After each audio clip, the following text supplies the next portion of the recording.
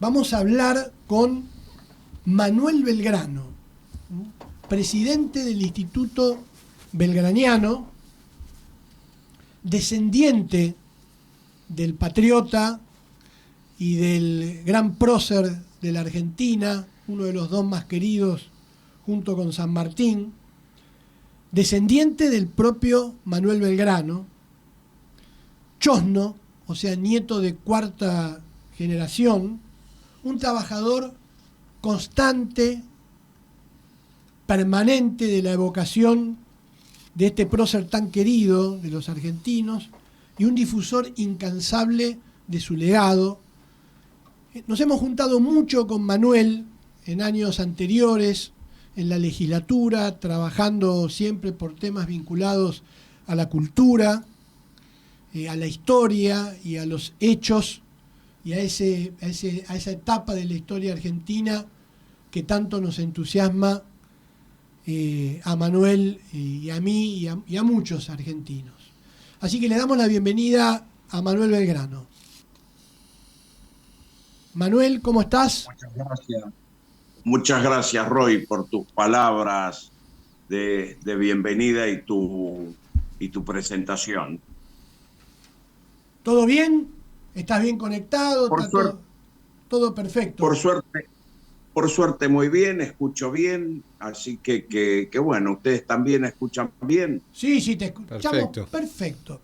Escúchame, Manuel, Bueno, yo te hago la primera pregunta, sí. creo que alguna vez te la debo haber hecho, pero como tu historia es apasionante, como cualquier descendiente de una persona de la envergadura de Manuel Belgrano, ¿cómo es tu descendencia? Es decir, ¿de dónde y a través de quién vos descendés? ¿De la rama de el hijo o de la hija? Para que lo Yo sepan. desciendo de la hija. Y vos fíjate que descendiendo de la hija llevo el apellido. Ahí está lo complejo de la descendencia. Sí. Pues mira, la hija del general Belgrano, Manuela Mónica, nacida en Tucumán en 1819, después criada por la familia Belgrano desde los 5 años, por un mandato, sin ninguna duda, del general de que la críe la familia. Ella se casó con un sobrino de ella.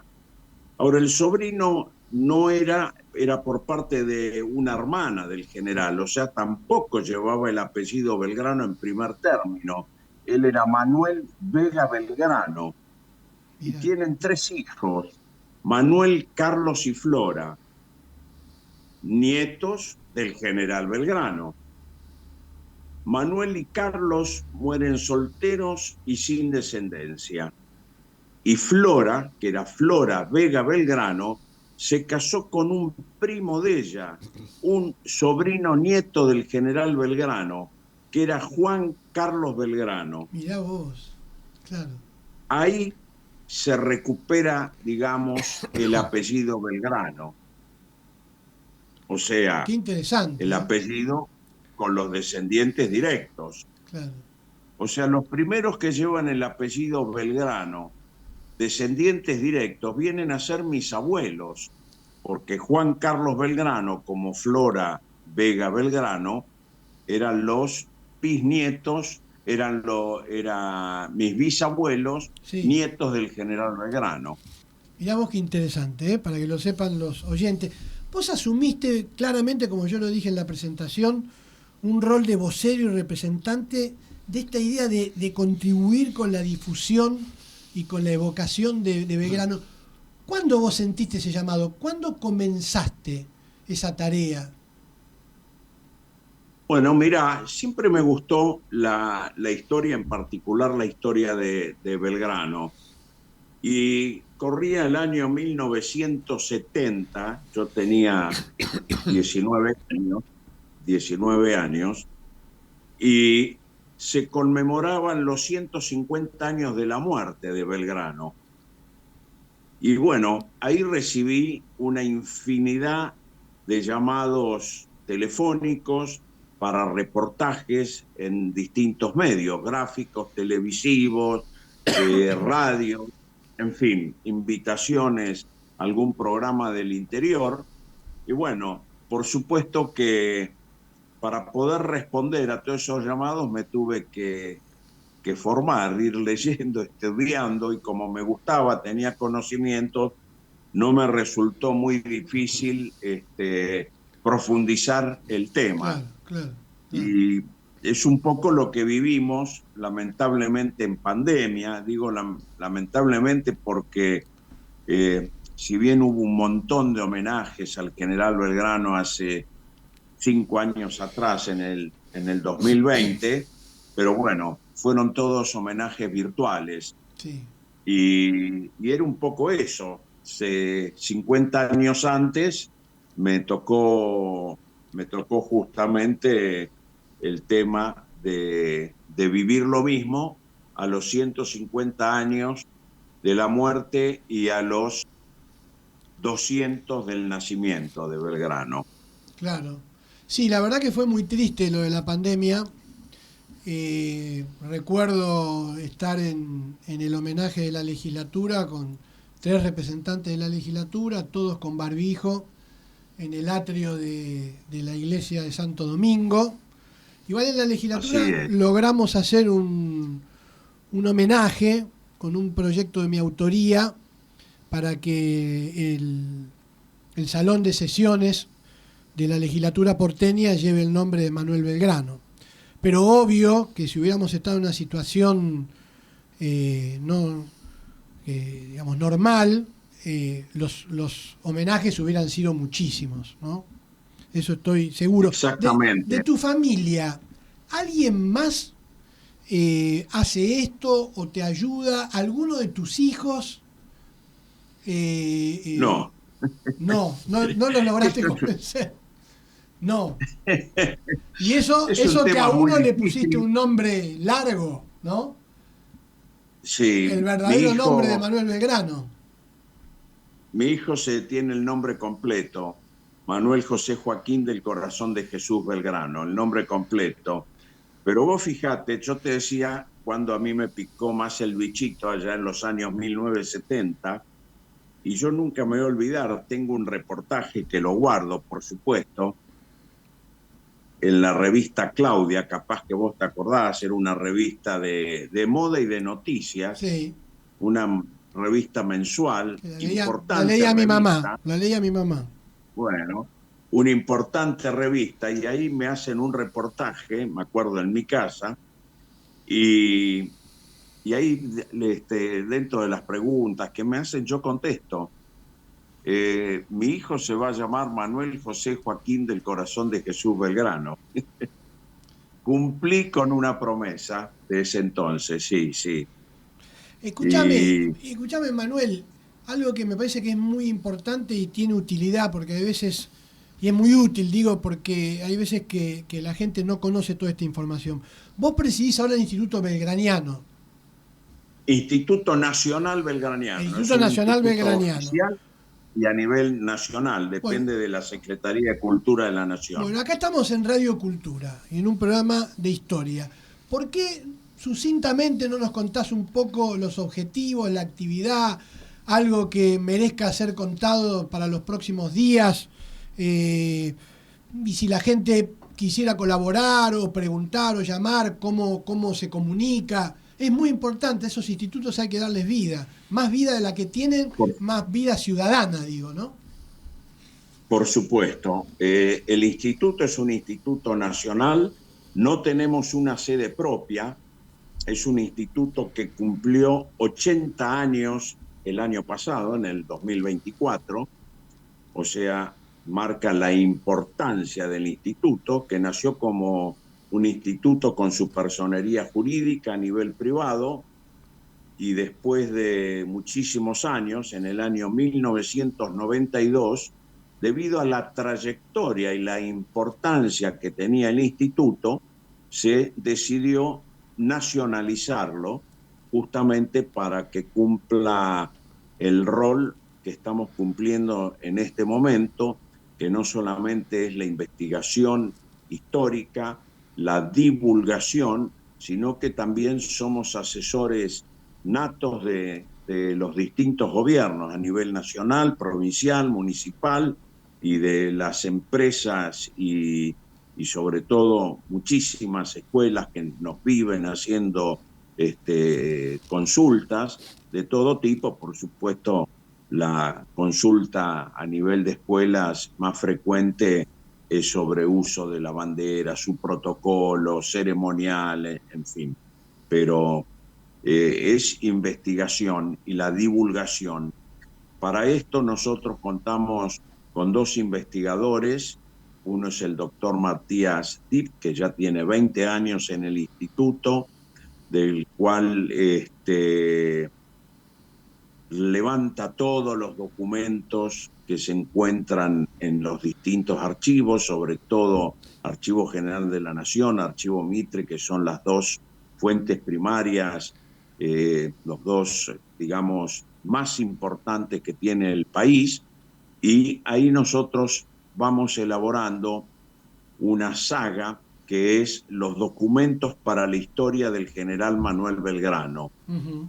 Estamos en este momento elaborando el tomo número 9, hemos terminado ya el 8, está publicado, digamos, digitalmente y en físico, en papel, que son los documentos cronológicamente ordenados con un copete que dice de qué se trata el documento, o sea, la transcripción.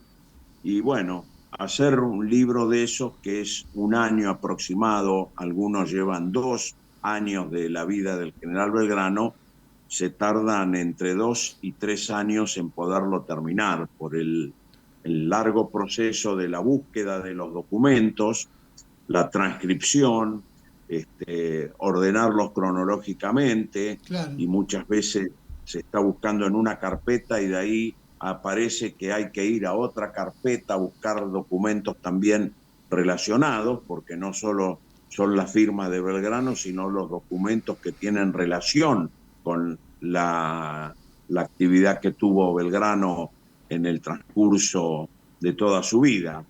Y además, diferentes títulos que venimos publicando, te diría, el 99% de todos los libros nuestros están en físico y están digitalizados el 100%. Eso es muy interesante porque es una biblioteca virtual muy, pero muy consultada por historiadores de todo el país y de varios lugares del mundo que estudian la historia argentina, sobre todo en el tiempo de revolución e independencia. Y eso es prácticamente la función cultural que tiene el instituto, más allá de, por supuesto, de llevar adelante algunos actos oficiales. Por ejemplo, están oficializados el 20 de febrero, que es la Batalla de Salta, 27 de febrero, creación de la bandera, 3 de junio y 20 de junio, nacimiento y muerte del general Belgrano, 23 de agosto, éxodo jujeño, y 24 de septiembre, la batalla de Tucumán. Salvo 27 de febrero, 3 de junio y 20 de junio, actos que organizamos en el convento de Santo Domingo con una posterior misa. Los otros actos, 20 de febrero, 23 de agosto y 24 de septiembre, los realizamos en el Regimiento de Infantería 1 Patricios, que es donde tenemos nuestra sede. Bueno, genial. Más allá de organizar actividad. Conferencias, sí, por supuesto, organizar cursos, claro. En fin, ¿no es cierto? Te pregunto, Manuel. Presentaciones de libros. Te pregunto, Manuel, no por lo que hemos aprendido en la educación formal, que es importante, en la primaria, en la secundaria, en donde vos sabés que hay una tendencia a veces a sacralizar a los personajes históricos, a darles una dimensión, parece que es inaccesible.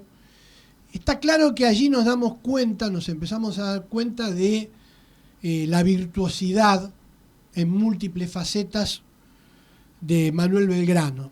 Pero obviamente cuando pasa el tiempo y uno tiene posibilidad de estudiarlo en carreras universitarias o de investigarlo, de ver autores, uno se da cuenta que eso no fue solamente lo que uno aprendió cuando era un niño, sino que efectivamente por la correspondencia, por los documentos, por lo que hizo, por el análisis que hacen muchos historiadores, estamos hablando de un hombre excepcional de la historia argentina y efectivamente muy virtuoso desde todo punto de vista.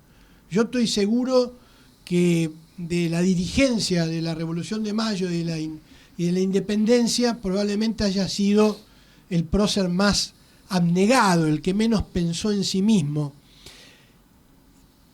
Vos, si tuvieras que elegir una faceta para recalcar de Belgrano, para decir, hoy tiene actualidad para mí esta faceta de Belgrano. Tiene muchas, pero yo como descendiente de él, después de lo que he leído, después de obviamente tener el cariño que le tengo y la admiración, esta es la faceta que a mí me deslumbra de Belgrano. Para vos, ¿cuál es? Mira, para mí,